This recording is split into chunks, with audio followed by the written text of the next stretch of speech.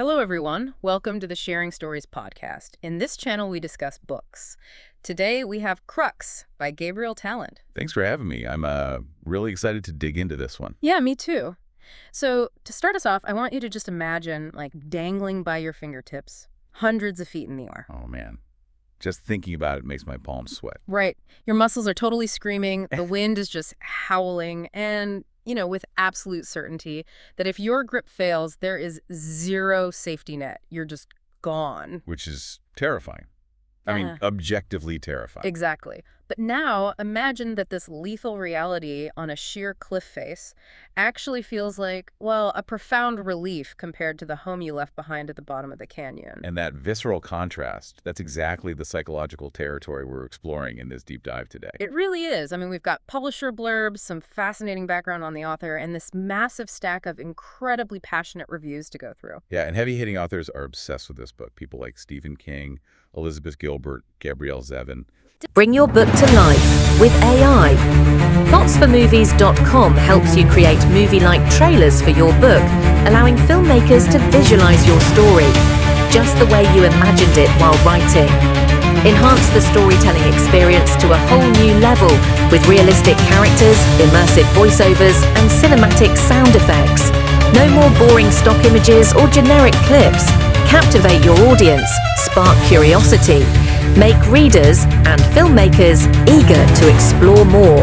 Plotsformovies.com, where your story becomes cinema. Didn't Stephen King call it one of the most tension-filled novels he's ever read? He did. He said it was one of the best books about a friendship between a young man and a young woman, period. Wow, that's high praise. Yeah. But I think we need to set the mission for today right up front, because if you're going into this expecting a triumphant underdog story. Oh, yeah, no. Abandon that expectation immediately. Right. It is not that kind of story. Our goal today is to really unpack the psychological depths of Crux. We're looking at what it actually takes to survive trauma when the systems built to protect you are just gone. Yeah, they've dissolved into dust. It's messy, it's visceral, and it really digs into class and survival in a way you don't usually see. So we're going to figure out why this story about two deeply impoverished teenagers rock climbing in the Mojave Desert has captivated so many people. To really get the stakes here, we have to talk about the setting first, the physical and emotional landscape. Joshua Tree, right. Exactly.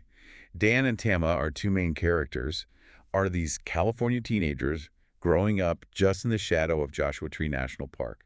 And when you picture Joshua Tree, you think of endless sky, massive open spaces. Right. It's the visual definition of freedom. But the irony is just agonizing. They live next to this vast openness, but their actual day-to-day lives are so astonishingly claustrophobic. It's basically a pressure cooker. It really is.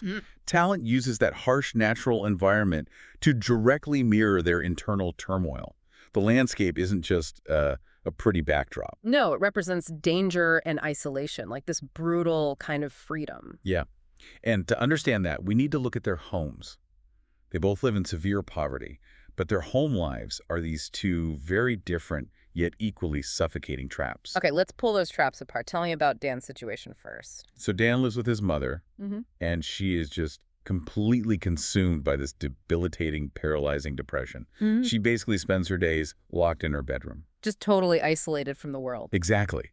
But the really damaging part is that she has taken all of her own squandered dreams and unfulfilled ambition, and she's pinned all of it directly onto Dan's shoulders. Oh, wow. So he's like her golden ticket. Right. He is her one way out. He's supposed to get to a university and somehow retroactively fix her life. That is, just think about the psychological mechanics of that for a teenager. When a parent delegates their own salvation to you, hope actually becomes a weapon. It does. He can't just be a normal kid making mistakes. He's a crucial family asset. And he's dealing with his own depression too, right? The book goes into that in pretty harrowing detail. Yeah, his depression is deeply tied to that exact terror of failing his mother's colossal expectations. He's carrying this incredibly fragile ecosystem, just terrified one misstep will shatter her entirely. Okay, so that's Dan's pressure cooker, but Tamma's situation is almost the exact opposite, isn't it? Yeah, it flips the entire dynamic on its head. Tamma's mom actually used to be best friends with Dan's mom back when they were waitressing as teenagers. But their lives obviously took different paths. Very different. Tamma's mother expects absolutely nothing from her. Tamma is this fiercely intelligent, mouthy, queer teenager who skips school a lot. And her mom just sees her as a troublemaker, right? A total troublemaker, a complete no-hoper. She's basically written her own daughter off as collateral damage. You know, on paper, having zero expectations might sound liberating compared to what Dan is dealing with, but it's really just a completely different flavor of poison. Oh, definitely. Yeah. When the person who's supposed to anchor your reality tells you that your existence is a lost cause, you internalize that. Yeah, you start believing you're worthless. Tamma's drive and her intellect are just constantly sabotaged by this domestic narrative that insists she doesn't matter. It's like her identity is weaponized against her. And the physical environment of the climbing roost perfectly captures this feeling for both of them. How so? Like the pressure cooker analogy. Better than a pressure cooker. Think about the physical sensation of being wedged deep inside a narrow vertical crevasse on a rock face. Oh, like a chimney climb. I've seen videos of that. It looks terrifying. Right. When you are jammed in there, every time you exhale, your chest compresses and you just slide a fraction of an inch deeper into the dark. Ugh, that makes me claustrophobic just hearing it. Well, that's Dan and Tamma. Dan is trapped by this immense pressure pushing down from above his mother's dreams. And Tamma is tracked by the walls closing in from the sides. Just this suffocating lack of space to grow. Exactly. Breathing itself becomes a liability in that space. Because your family and your community, they're supposed to be your solid footholds, the things you use to climb up and out. But for them, those footholds are made of crumbling sandstone. If they put their full weight on them, they fall. Which perfectly explains why they are sneaking out before dawn to go to the actual rock face. Right, because the cliff is the one place in their lives where the rules actually make logical sense. Okay, I want to talk about how Tallent writes these climbing scenes because reading it is an intensely physical experience. Monster audacious prose, that's how one reviewer described it. It really is. It's hyper-detailed and almost entirely tactile. He doesn't gently introduce you to the climbing subculture at all. No, he just throws you head first into this dense, highly technical jargon. I read this one review that had a hilarious take on this. They compared the climbing terminology to that running joke in the TV show The Patriot. Oh, I saw that. Yeah. Where the characters casually use this utterly incomprehensible engineering jargon. Yes. They talk about structural anomalies using totally fabricated terms. And Tallent's climbing language feels exactly like that if you're not a climber. Yeah, you're suddenly reading these dense paragraphs about, what was the quote? Donnelly nut spacing and crack system rim writing rip configuration. Right, and half-C sprats or whatever. It's wild. No, okay, but I have to push back hard on this choice. Really? Why? Well, doesn't bombarding the reader with hyper-specific jargon and this unhinged teen speak and all these fragmented text messages, doesn't that risk alienating the reader? I mean, it's definitely demanding. If I pick up a novel, I generally want to understand what's happening. Hitting me with an alien language just seems like building a deliberate wall of confusion. But the confusion is the point. You're being forced to experience their exact psychological disorientation. So you're saying the stylistic choice is purposeful? Highly purposeful. Think about being a teenager trying to survive extreme, ongoing trauma. Your brain doesn't process the world in smooth, linear prose. That's true. It's a lot of testing boundaries and trying on different identities. Exactly. They adopt new vocabularies to shield themselves. So the fragmented formatting and overwhelming lingo, it mirrors that desperate search for an anchor. Wait, so the demanding nature of the text is actually simulating the physical demand of the climb? Yes. You have to do the mental work to find your footing in the text, just like they have to find their physical footing on the rock. Oh, wow. I hadn't thought of it like that. In a world where their parents are unreliable and poverty is just this constant threat, climbing is a space where actions have undeniable consequences. Things either hold or they don't. Gravity doesn't care about your mom's depression. Or your bank account, right. Tallent is demanding that the reader pay as much fierce attention to the text as these kids have to pay to the stone.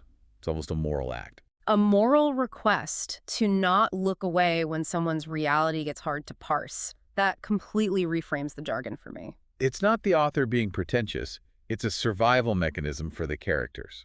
Because it's literally the only language in their lives that hasn't lied to them. There's a mathematical certainty to a piece of climbing gear holding weight, and they crave that certainty. Which is why climbing isn't just some cheap metaphor or an escape fantasy here. It's a rigid discipline. Right.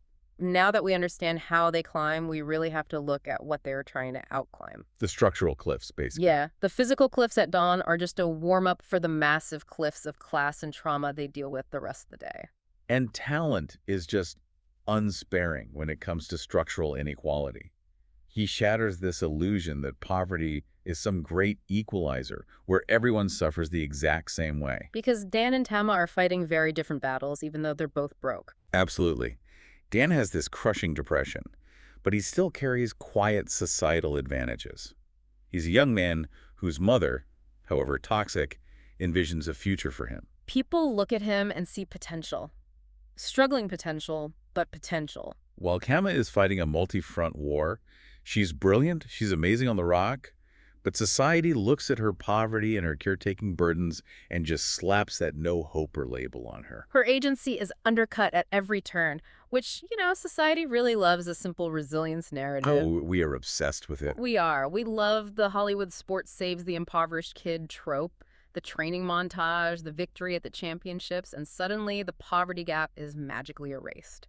It's comforting. It implies that if you just have enough grit, you can out-hustle systemic trauma. So is Tallent essentially taking that Hollywood trope and tossing it off a cliff? He takes it, walks it to the edge, and just throws it straight off. He completely refuses the comforting lie that grit alone closes the gap. Because survival isn't a single triumphant moment where you cross a finish line and grab a trophy. No, trauma doesn't work like a movie villain you defeat in the third act.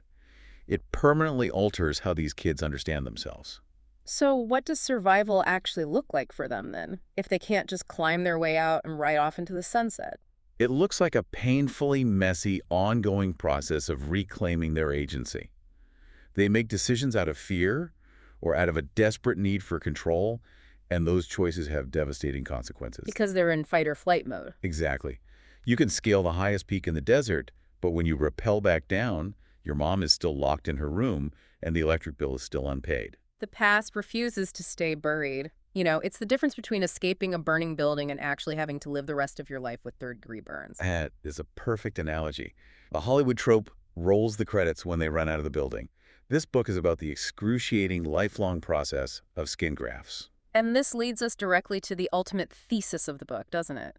The meaning behind the title, Crux. Yeah. Do you know what a crux actually is in climbing terms? It's not just a tough spot on a hike. Not at all. Yeah. It is the absolute hardest, most mathematically improbable sequence of moves on any route. The point where you are completely maxed out. Your muscles are failing. Hope is mathematically insufficient. At the crux, raw commitment has to completely replace hope. You either commit to the impossible move or you fall. And the authenticity of that feeling in the book really connects to Gabriel Tallent's own life experiences. It really does. He was born in New Mexico, raised on the Mendocino coast in California by two mothers. And he spent seasons leading youth trail crews deep in the Pacific Northwest backcountry, right? Yeah, so he knows the dirt, the isolation, and the very real physical consequences of wilderness survival. He knows what it means to rely entirely on your own judgment because no one is coming to save you. He translates that lived experience into the novel's central philosophy, which is so fascinating because usually we're told meaning is found at the summit. Right. Reach the top, plant the flag, be victorious. But the book rejects that entirely. The summit is just a flat rock you stand on for a minute. The true meaning lives entirely within the crux itself. The meaning is the struggle. Yeah. It's that agonizing moment where you're terrified, your fingers are giving out, and you decide to make the next move anyway. It's a highly demanding philosophy. The novel really isn't designed to reassure the reader. No, reviewers noted it's deeply rewarding, precisely because it asks something real of you. It makes you question your own beliefs about responsibility and self-preservation. It's so easy to be responsible when the safety net is tightly strung beneath you, but when it's gone, when your parents fail you and poverty restricts your every move. Right. Does your responsibility to yourself vanish?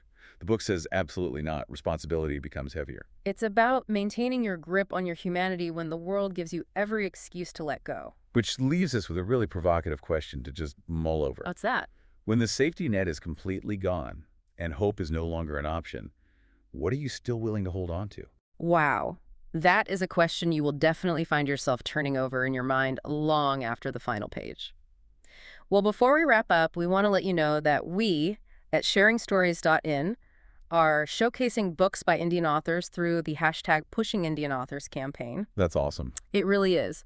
Also, this content is supported by plotsformovies.com, an AI-enabled book trailer platform where you can watch a 1-minute trailer of the book to understand the book better before you buy it. Such a cool tool for readers. Definitely. Please consider subscribing and supporting the channel so we can keep bringing you these deep dives.